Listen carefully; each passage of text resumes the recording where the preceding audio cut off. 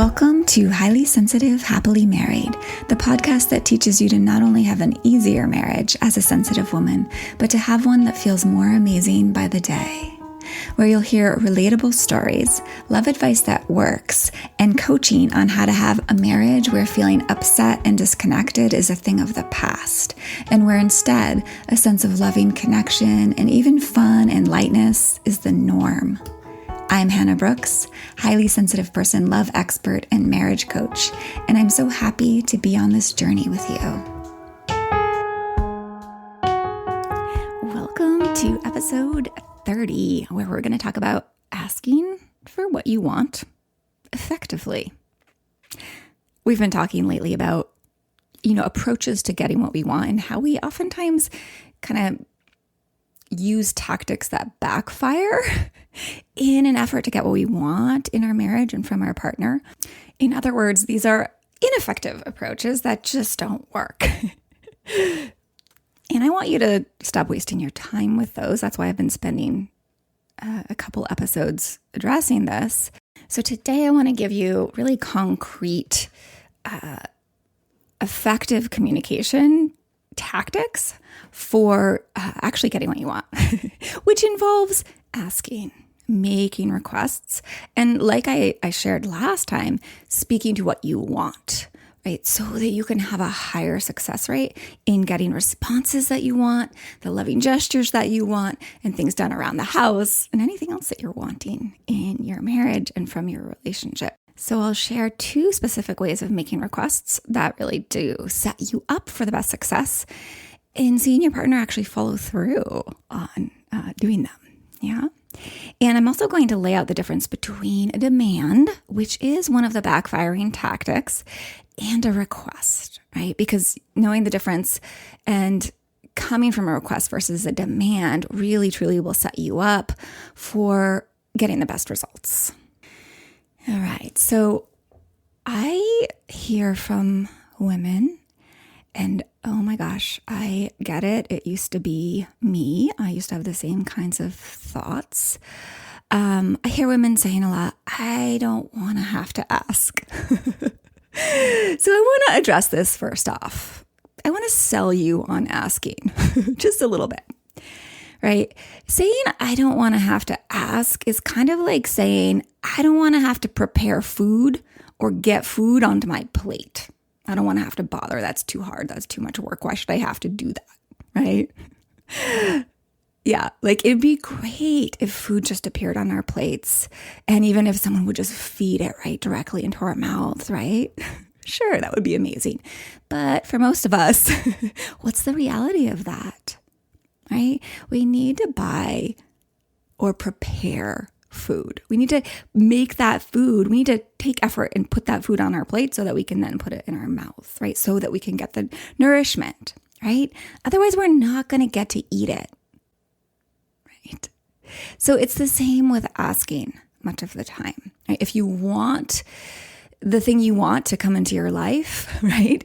If you want a hug from him, if you want him to wipe the counter down, if you want that kind of nourishment in your life, you need to be willing to ask for it. It's that simple.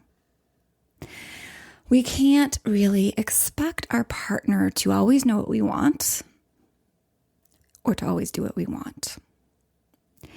He forgets, right? He doesn't know how to read our minds, although that sure would be nice, right? But he doesn't understand, like from his own experience, because maybe his own experience is it doesn't matter if there were crumbs on the counter or if he gets that many hugs, right?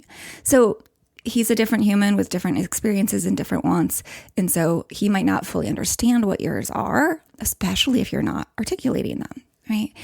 He's got a lot going on in his own head. He's distracted. He's busy. He's got a lot going on, right? So he's not always going to know what you want. Therefore, it's super important to ask for it and to know that it's not a problem. Nothing's going wrong. He's not failing. He's not a bad partner. He's not an inadequate partner because you have to ask for things that you want. So asking and making requests are hugely beneficial to our relationship, right? Because doing so makes it so much more likely that you're going to get what you want.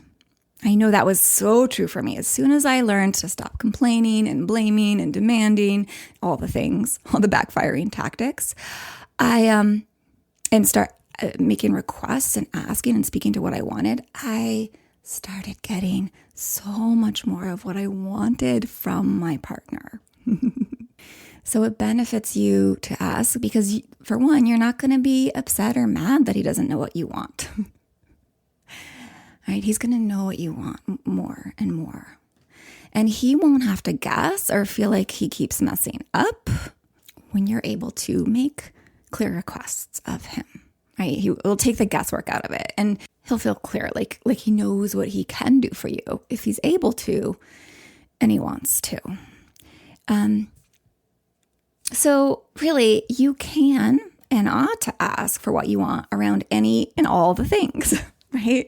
Like you can ask for what you want when it comes to the light and easy breezy things, right? And the harder, more vulnerable things, right? Like we looked at last time, we talked about, our desire for connection last time. And I'll elaborate a little bit more on that today as well, because, it's important to ask for the connection that we want. There's no reason that that's a problem to have to ask for it. It will allow you to have so much more of it, I promise. All right, so before I dive into the specifics of how to make a really effective request, I do want to just look a little tiny bit at the difference between a request and a demand, because we can get these confused super easily. And that's because it's not the question mark on the end of the sentence that distinguishes whether it's a request or a demand. I mean, maybe like grammatically that would be true, but really not energetically. All right. So a demand is infused with expectation. Like when you're demanding, it might sound the same, might be very similar words, like, can you get home on time? Right? Question mark. Right? But there's a certain tone in there that you could even probably hear in my voice that's like, kind of like you have to. That's like, it's like full of expectation. You're expecting him to fulfill it. You're expecting your request to be fulfilled, right? So that's really the difference. When you're demanding, you have an emotional attachment to him saying yes or following through and doing the thing, like getting home on time, right? So, just a hint for you, like you'll know for yourself if you're coming from an energy of demand, if you are feeling angry or resentful, if he doesn't say yes or if he doesn't do the thing, right? I do want to say, like, it's not bad if this happens for you, right? I know this has happened to me many times, and I just get to see myself, oh, right. I'm in that space of expecting, right? So when that does happen, we can just learn from it. We can see it. We can do our best to release the expectation.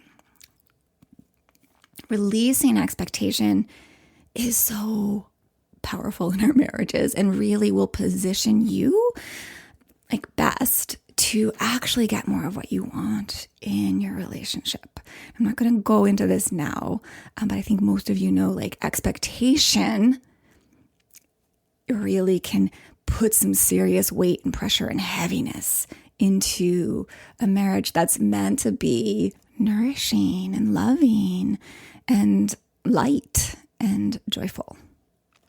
So for now, just understand that having a strong emotional attachment to him doing the thing that you want him to do it's just simply not the most effective energy to communicate from, right? It can tend to land or come off as kind of controlly or needy, which tends to kind of repel or invite our partner to kind of rebel or just not want to do the thing for you, right? And I'll illustrate this a little bit more when I share the phrases that you can actually use to effectively request things.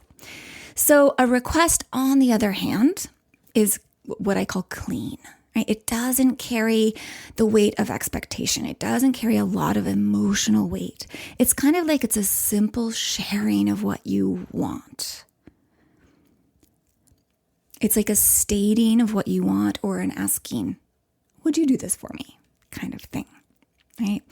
Implicit in a request is really just the understanding that it's a choice for him to say yes or no, right? That he doesn't have to, and that it's like knowing that it's not a reflection of his love or his care for you if he does say no or if he doesn't do the thing. Really, this is huge. Like, know his answer has nothing to do with his love for you. That will allow you to come from this place where it really is a request and not a demand. All right. So here are two really effective ways, they're very similar, to make effective requests, to effectively ask for what you want. All right, here's the first one. Make a direct request. These are the words that I love. Simply say, would you be willing to? And then insert the thing you want, right? Would you be willing to go pick up our kid at daycare today? Would you be willing to cook dinner tonight? That would mean so much to me. That's my favorite way of following that up. So I'm going to say this again. Would you be willing to fill in the blank? That would mean so much to me. My all-time favorite phrase for making a request. The other way you could language this would be, would you be up for cleaning the living room? I'd really appreciate it. See that? See how that kind of request, that way of languaging things really is free of expectation. And it's full of really allowing him to make the choice, but showing him that it's something that would just like warm your heart if he did it, right? That is way more compelling to him than like being full of expectation, right? It's a way more tempting invitation for him. When you use words like, would you be willing to? And then you kind of bookend it with this, pretty much this appreciation or like show how much that would mean to you, right? Because here's the thing, he does want to please you. He married you. He's your husband. He wants to please you, but he does not want to be bossed around. Guarantee it. So again, I use this phrase all the time in my marriage. It works like a charm. I say things like, hey, would you be willing to stop at the store on your way home tonight? That would mean a lot to me. And I use it to say things like, hey, would you be up for skipping your work stuff tonight and instead cuddling and watching a movie with me? That's what I'd love to do. See how I did that? Try out this one. My husband loves, like he's so much more excited to do the thing when I speak to him this way, right? It gets him like, yeah, totally, I want to do that thing. It's super good, super key. All right, here's the second phrase you can use, the second way to make a request. You can actually just use a statement that speaks to what you want. It acts as a sort of request, but it doesn't actually have a question mark on the end. Okay? So this is how I'd suggest you do it. Use these words. I'd love it if, fill in the blank. So again, it's less direct, but it's a really like nice gentle nudge without a trace of demand, right? It's letting him see what you want. So it has the effect of teaching him what you like, especially if you use this over time. Like you use this a lot. And again, it comes from this kind of inviting energy. I'd love it if, right? Instead of this scolding, nagging, or complaining energy that some of us, raising my hand here, have had the habit of falling into, right? Coming from this place, using this language will really help him be able to feel freed up and actually want to give the thing to you. It'll make him want to give it to you way more instead of feeling like he's duty bound to give it to you, right? That's amazing to have someone give you something that they want to give you and that you want to receive. So much better than you wanting to receive it and him doing it because he feels like he has to, right?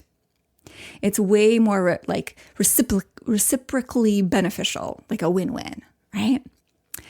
So this second way, I'd love it if you can also use this with a statement of like noticing something before. So like back to my wiping the counter example, you could be like, hey, there are crumbs all over the table. I'd love it if you had a moment to wipe them up, right?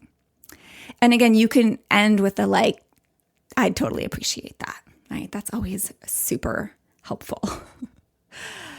So those are the two specific phrases that I wanted to share with you today. I do want to let you know that you can actually use them on their own, right? You can use either one, or you can use both of them in combination. And you can use any and all of these for when you want him to pick up his shoes, or when you want a hug, or when you want to spend the evening together, or when you want to try a new thing in your relationship. For example, you could say, hey, I recently learned that kind of thinking about and talking about the good times we've had in our relationship can be really connecting.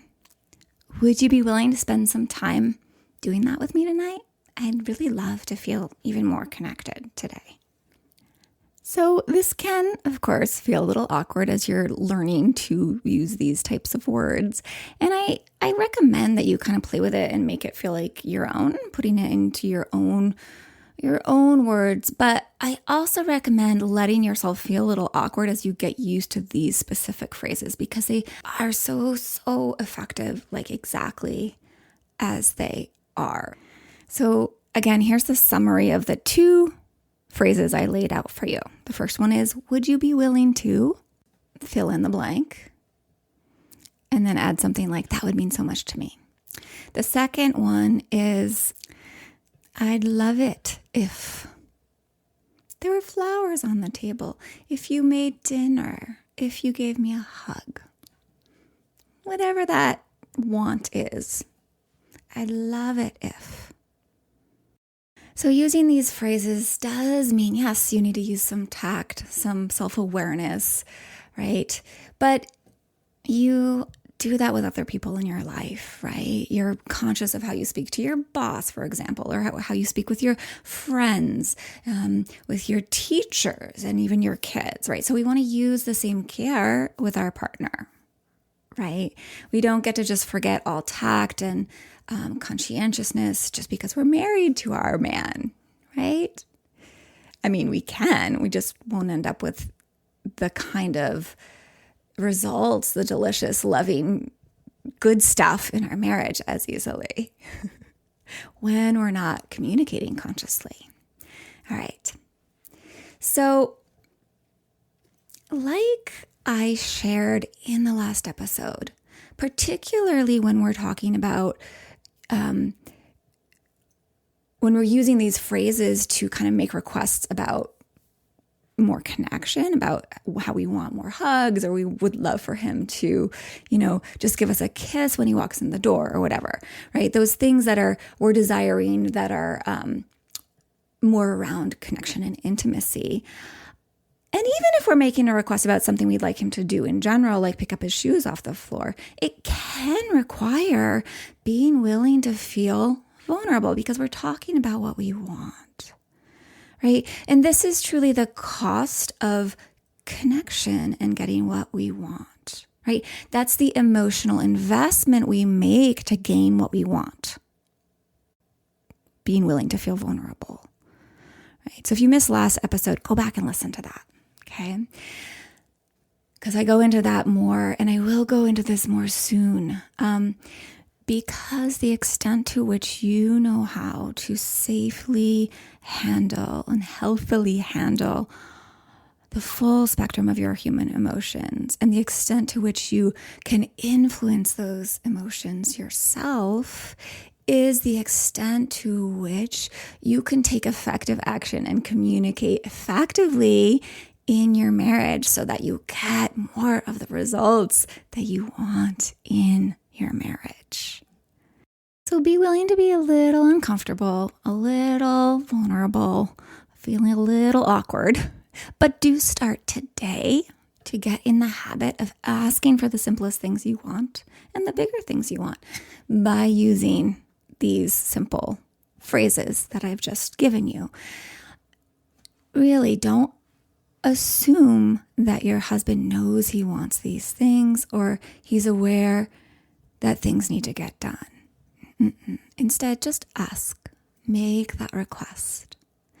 Doing so regularly really can change everything in your relationship and really can create so much more connection and satisfaction for you, as well as a clean house.